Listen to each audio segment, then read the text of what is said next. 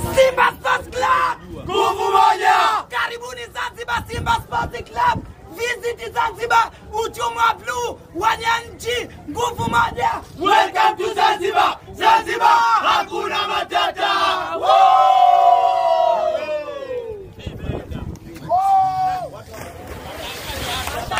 Huyo Berkane mwenyewe tumeshamfunga Benjamin Mkapa, akafanya vurugu, akachanganyikiwa, wakatozwa faini na kafu baada ya kuchanganyikiwa na pumzi ya moto.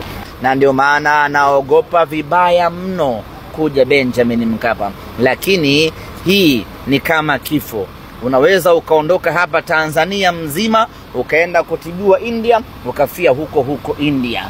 Ndiyo Simba hii. Berkane popote atakapoangukia ndipo ambapo atakapofia. Wameongea mengi juu yetu, tunajipanga kurudisha heshima yetu. We mama, wameongea mengi juu yetu, tunajipanga kurudisha heshima yetu. We kaka, Maidani na Simba yetu, wapinzani mtaisoma namba kwetu. We sasa, we mwanagwe.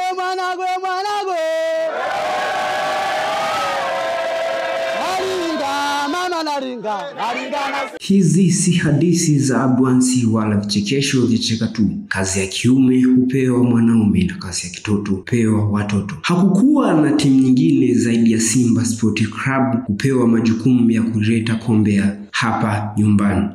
Paka Jumamosi iliyopita niligundua kuwa zilikuwa zimebaki timu mbili tu ambazo tayari zilikuwa zimechukua ubingwa bila kufungwa mechi yoyote. Ilikuwa Simba na Barcelona ya Hispania.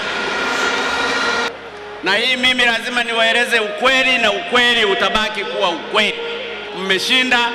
Ni matumaini yangu ushindi huu utasaidia sasa kulileta kombe la Afrika hapa, ili kusudi moja mnikabidhi tena kwa siku nyingine. Ndugu zangu, ninasema nitafurahi sana siku moja mtakaponiita hapa nije nikakabidhi kombe la Afrika. Kwa hiyo niwaombe Simba, mkawe wa kwanza basi kuleta kombe la Afrika hapa Tanzania.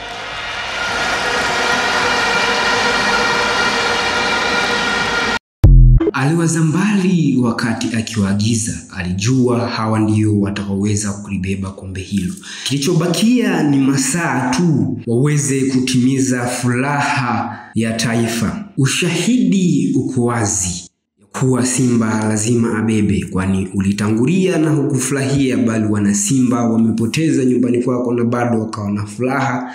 Furaha hii ni tafasiri ya halisi ya hii tunabeba. Uliambiwa ukakalili kuwa kwa Mkapa hatoki mtu, na ukaleta figisu ukizani kuwa ardhi ya Zanzibar si ardhi ya nyumbani, bali hata Zanzibar bado ni nyumbani.